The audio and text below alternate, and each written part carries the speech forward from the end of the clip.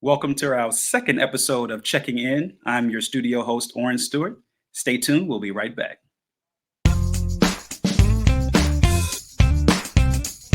Hey,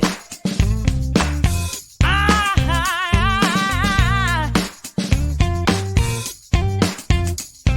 yeah. Hey, ah.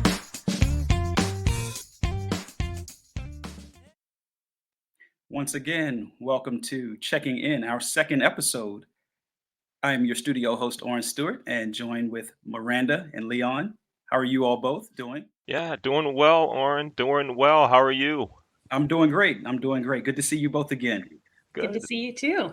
Yes, Good to yes. see you. Thank you for hosting, Oren, and we'll be back to chat with you in a little bit. Miranda and I are gonna talk about a couple of things, and then we'll get into the show with our guest. So, Miranda, we're here for episode number 2. How do you like that? I love it. And I'm not the only one who loves it. A lot of other people love it. Oh, right on. That is that is great to hear. So when you say a lot, I mean, we have folks that want to be guests on the show, or are they saying, "Hey, Leon, cool show"? What's going on? we have got so many people that want to come on as guests. I have got a list. There is no lack of interest in joining us for these conversations. Oh, that is so cool. That is so cool. One of the things that I hear in the podcast and webcast world is it's hard to get guests, right? But We are not having that problem. And I love it. And I can't wait. I wish there were more hours in the day so that we could just keep having these conversations. yeah, yeah, this is really, really cool. Thanks for being my partner on this. It's a really exciting thing to do. Thank you. Thank you for coming up with this idea because apparently it's in demand. Yeah, yeah, that's great to hear. We had our first guest, Brian Barker, on our first episode, and I too got some good comments about the show and the content and things that we talked about. And looking forward to having a great conversation today with our guest, Michelle Russen. Let's bring her on Awesome. into the show. Hey, Michelle, how you doing? Hi, I'm doing well. Thank you all so much for having me. Yeah, it's great to be here. So, Miranda, you've known Michelle longer than I have. I just met her like 2 weeks ago, and somehow we started talking about seafood and crabs. We'll get to that later because that's not important right now. Miranda, why don't you go ahead and give us an introduction of Michelle, and y'all chat a little bit, and I'll chime in. Sure, sure. So, Michelle, jump in and correct me if I'm misremembering any of this, but I believe we met at a hospitality student graduate conference. I can't even think of what year it was. Yeah, it was quite a long time ago, but yes, that was the first time we met. Your research had inspired me back when I was in a master's program. And for my master's thesis, I started research on the glass ceiling because of a paper that you had written with your team at Florida International.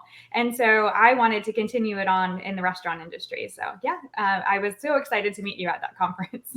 Oh my God, that's so flattering because we in academia, we write these papers and they go into journals and I don't know that anybody ever reads them. So that's great to hear. Yeah, Michelle also, I had the pleasure of being on her doctoral dissertation committee. So I was able to witness firsthand her excellence and just the amazing things that she's doing. Yeah. Oh, that's great. That's great. And Michelle, you're at what school are you at now? At California State University at San Bernardino. All right. And how long have you been there? This is my first semester. I'm a brand new assistant professor this semester. I just finished up Oh, my dissertation in May. yeah. Congratulations to you. Thank you so much. Yeah. Now tell us some about your dissertation. So my dissertation was all about diversity, equity, and inclusion in the hospitality industry, but my main focus was actually in hotels. It ended up working out so that many of the top executives from hotels were really interested in helping me out.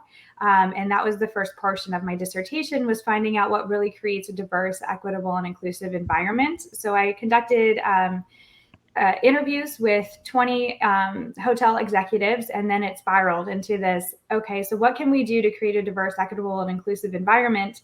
And it turns out we start with inclusion, and then the second part of my dissertation was I expanded it to more hospitality businesses, and it stuck. Inclusion does lead to a lot more positive outcomes. Hmm. Hmm. And that's been the talk of our industry and many other industries for a long time, right? A lot of folks think it just started with the murders of George Floyd and others back in 2020, but this whole talk of diversity and inclusion has been around a while, right? Yes, absolutely. Yeah. So now when we talk about inclusion and we say it needs to start there, what are some steps that organizations can take to be more inclusive? There are, it's a lot. So bear with me. Okay. But there's so many steps that we can take. And first is by looking at us as a business. Do we actually value people who have different opinions? It starts with our values and whether or not we're trying to have these diverse opinions and create innovation. If we're not trying to reach out and value people for bringing new ideas to the table, then we're really creating assimilation, which is not good. It's just a lot of people who look different, who have the same ideas. What we really want to do is look at us as an organization and figure out whether or not we value people who come to us and challenge us and cause us to think outside the box. The next thing that we can really do is to create a leadership team that values these people and offers equitable treatment based on background, experience, and desire. Not everyone wants to move up the chain. So we have to understand that they can still create value for our company, even if they don't desire to be in the top management team one day. We need to appreciate people for what they bring to the table now, and maybe offer developmental opportunities to anyone who desires to continue moving up. The third thing that we can do is really understand society's role in how people think in our organization. So we learn from a very young age how to think about people and how to act, and we get stuck in these mental models. But simple training, well, it's not simple, but bringing in training to understand what we were taught from a young age can influence the way that we think and the way that we interact with our coworkers and how we offer developmental opportunities and training opportunities to others. It's a really important part of just changing the way that we think. Hmm. Hmm. Miranda, go ahead. No, I was just thinking that that's so true. A lot of the way that we think is inspired or developed by the way that we grow up. And I know for me, I just think it's so important to keep learning, right? Because when I was growing up in the 80s, my parents thought that being anti-racist, for example, was to not see color, right? And being open to conversations and listening, right, has really helped me to change the way that I think. And I didn't even realize that I was thinking maybe not in the best way, right? Mhm. To kind of talk about some of what you're talking about, the environment that we're brought up in, right?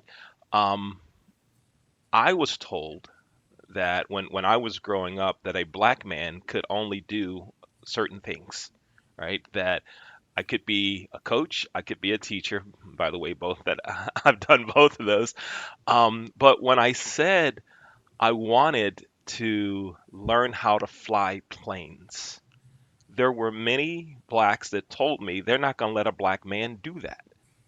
And there were many counselors at the mostly white, all boys Catholic school that I went to that told me I should focus on something else that's not going to work out for me. And so if enough people tell you you can't, you really start to believe that a little. You start to buy into it. And so I think it's so important that we have females and we have others that are helping those that are younger recognize that they can do things, and it starts with information and having people in place to provide some inclusive leadership. Yeah, absolutely. And I think that that's another reason that people want to be on this podcast and have these conversations, because the more we talk about it, the more we learn, the more we can help solve for, right? So, Leon, your lived experience, I couldn't even imagine that, right? I've been told as a woman, you can't do certain things, right? Luckily, I've had other people telling me quite the opposite. So, Michelle, I think that your research and your results are really, really just valuable in terms of making positive change. Yeah, that was the whole point of doing all this research, was because I wanted to inspire other people. I was also, as a woman, told, no, you're not supposed to do these things. And I'm like, well, who cares? I want to do these things. So I'm just that type of personality. But for other people, I could totally see where it's like, oh, okay, if that's not what I'm supposed to do, then guide me to what I'm supposed to do. And instead, let's talk about it. Let's say, hey, no, if that's what you want to do, let's figure out how to make it happen. Mhm. Michelle, you mentioned something a couple minutes ago about one of the things you talked about was not everyone wants to move up, but they still bring value to their organizations. They still bring creativity, and we need to be open to that. That not everyone wants to move up. I remember growing up in the hotel business. There were managers that I worked with that would say, if someone doesn't want to be a general manager, I don't want them on my team. If they have no aspirations of moving up, I don't want them around. And I used to see some what I considered stars working at the front desk, stars working as sales managers and sales directors that lost their enthusiasm for work in the business because they were told, almost in essence, if you don't want to move up, you're a loser. And they had some great ideas. And so when you mentioned that, it really resonated with me. And some of the things I remember seeing, that we have to be open to understand that everyone can bring something to the table. Absolutely. As a manager, I was a restaurant manager for the first part of my life. And I wasn't ever upset. If one of my servers wanted to stay a server, I knew they still brought value. And I would often have meetings with them to ask them their opinions. Like, okay, what can I in leadership do for you? Because you're the one who's on the front lines and I hear guest complaints sometimes. Not even everybody wants to talk to a manager. So what can I do to make your job better? Yeah. And they brought a lot of value that way. Yeah, yeah. I'll tell you one more quick story about that. I worked for Vista Host Hotel Management out of Houston, Texas, and at the time, the CEO and chairman of the company was Michael Harrell. And I was on my first task force assignment. So I'm going into a hotel that's short staffed, not performing well. You name it, it's all wrong. And Mr. Harrell called me my first night there, and I'm gonna fake a Southern accent, so please forgive me. He says, "How you doing?" I said, "I'm good. How are you?" He says, "You found the problems yet?" I said, "Nope, not yet." He says, "You want to know where everything's wrong? Find out who's been there the longest. They know. And ask them how to fix it. They gonna make you look good."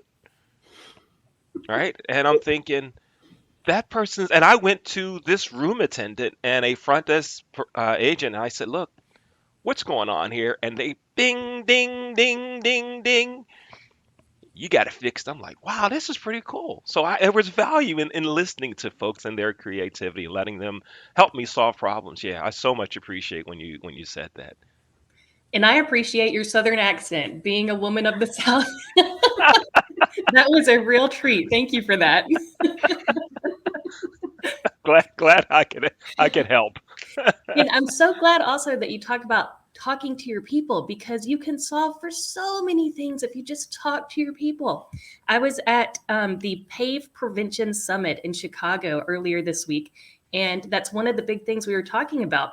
A little off topic, we were discussing workplace mistreatment, workplace violence, and one of our solutions was simply talking to your people and know what's going on with them so that you can anticipate anything that may cause someone to kind of go off the edge a bit. So I think talking for your people solves so many things, including identifying opportunities to make people's job and life better. As you mentioned, Michelle, I love that mentality in leadership.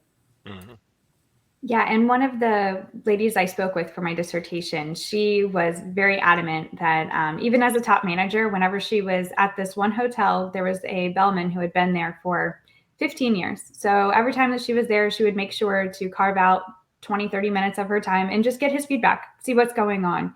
And a lot of the change that happened in their organization was happening because of this bellman. There you go. That's No, awesome. yeah, yeah.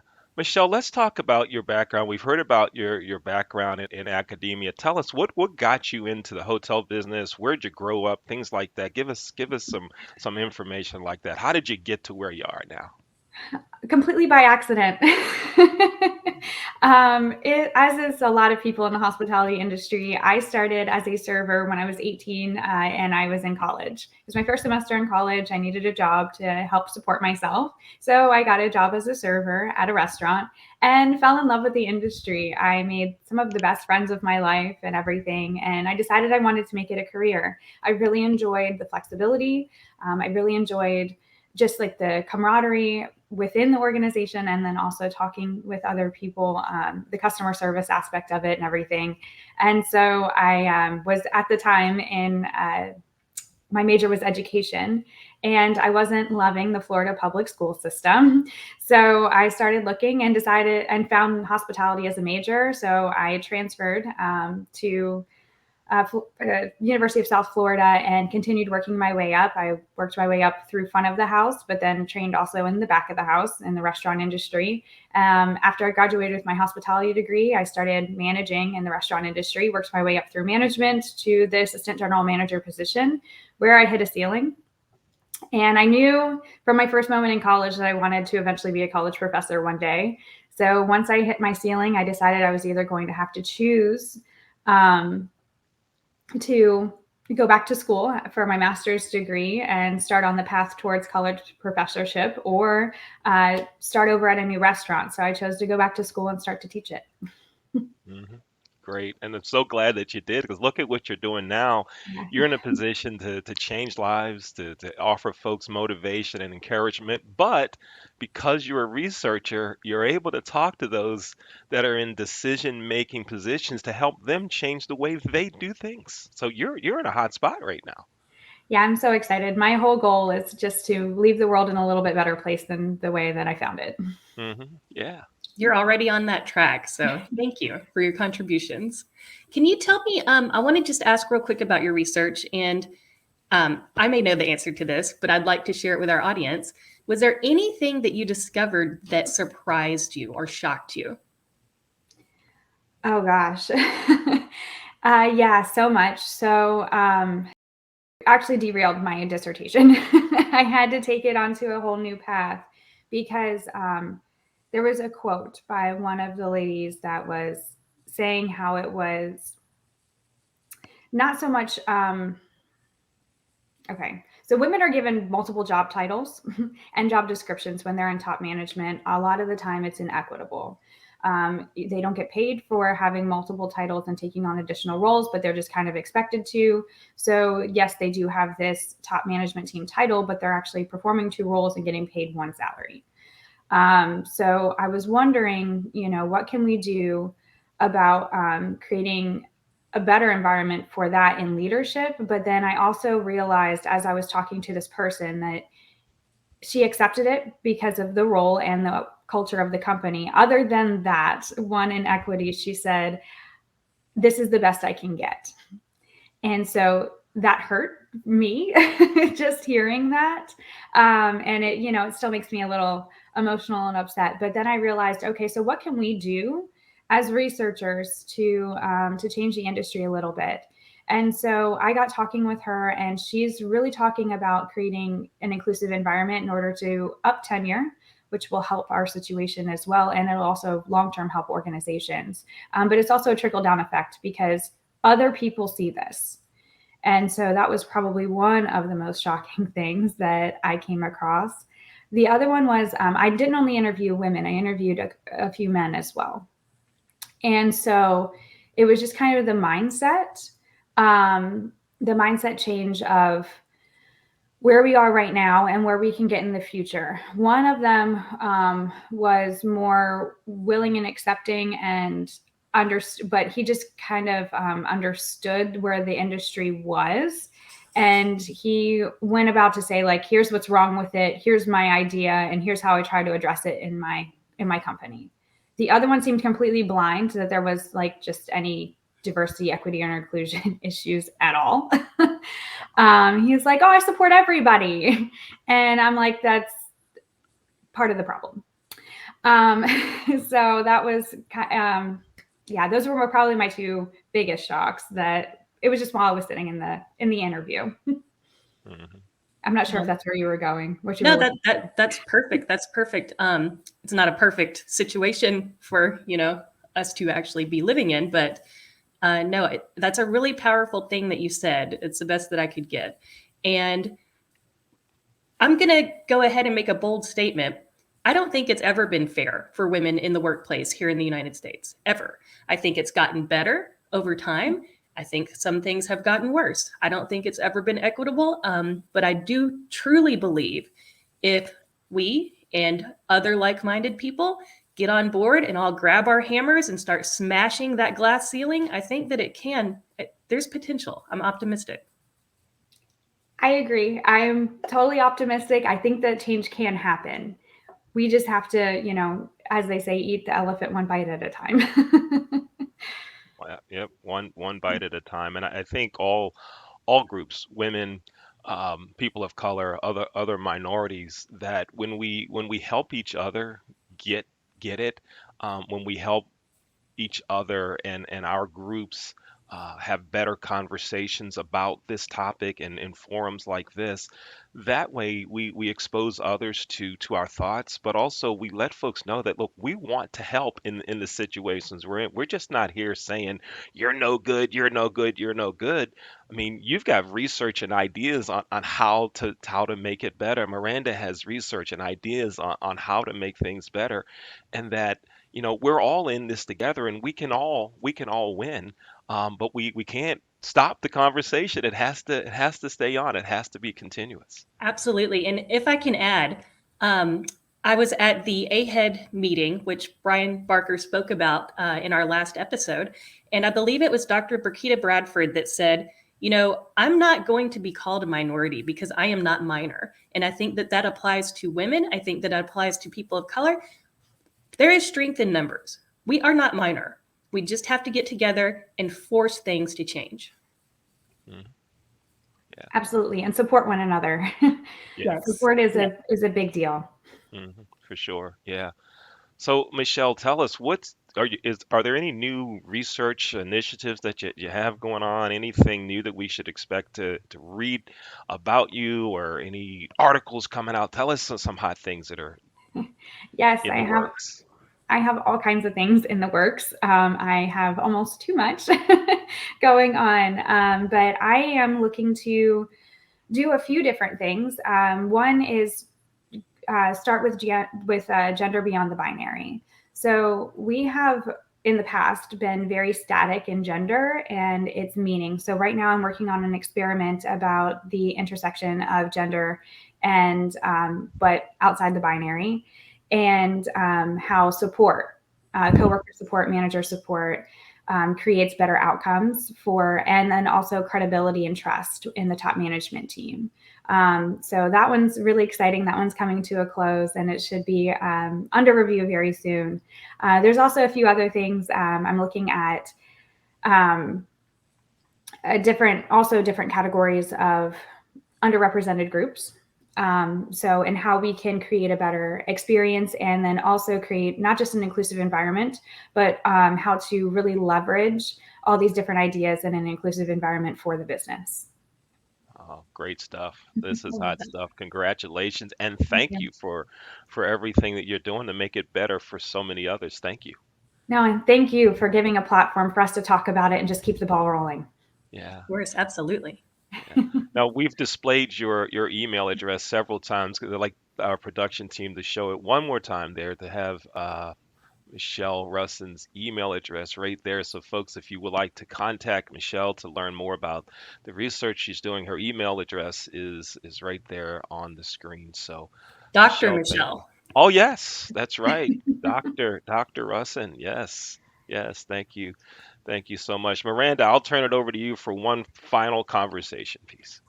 I just want to ask you, as you continue your journey and helping to move the needle, what support would you like from others? What support could other people who admire what you're doing and want to help, what would you ask of them? Get involved. So what we really need to do is keep talking about it, scream it from the top of the mountains, and just pass the word, share the word. We're in a social media world now where we have the ability to talk about it, and we have the platform to spread the word. The more people who are aware, the better odds that we have of actually making a difference. Well put. Very well put. Thank you. Leon? Thank you. Michelle, thank you for being our guest, our second guest on Checking In, a lodging DEI chat. Michelle, it's been a pleasure having you on our show, and look forward to you coming back sometime in the future. Thank you so much. Absolutely. Thank you so much. I really loved being here today. Right. We loved Thank having you. Yeah, indeed, indeed.